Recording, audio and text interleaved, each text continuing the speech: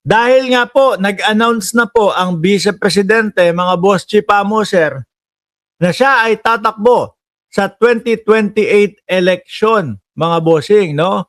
Na siya ay tatakbo sa pagkapangulo. Ngayon naman po, syempre, ang tanungan, sino ang makakatandem o sino ang makakasama ng Vice Presidente sa pagtakbo sa pampanguluhan sa 2028?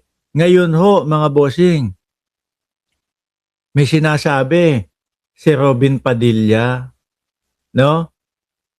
May sinasabi po si Robin Padilla dito. Ayan, no? Sinabi ni Robin Padilla, mga kababayan, sinabi ngayon ni Senator Padilla, natatakbo siya sa pagka-Vice Presidente.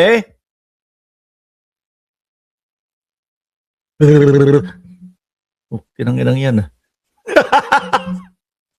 Ulit nga, sinabi ngayon ni Senator Robin Padilla na tatakbo siya sa pagka-Vice Presidente. Diyos ko po. Sabi na nga nung asawa, hindi deserve ng mga Pilipino sa pagka-senador si Robin Padilla.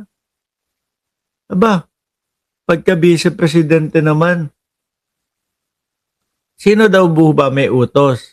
Katandem ni VP Sara Duterte kapag kainutos ni dating Pangulong Rodrigo Duterte. Aba, iba na amats nitong mga ito.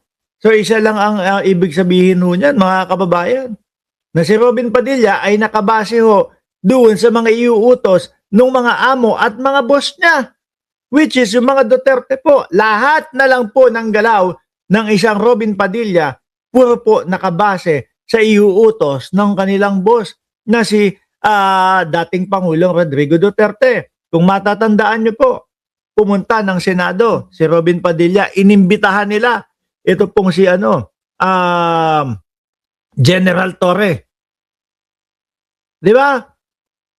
May pagyayabang na sinabi ni Robin Padilla kay General Torre, boss, kung sinabi lang ng boss namin na i-contempt ka, ikinontempt ka na namin o ikinontempt na kita.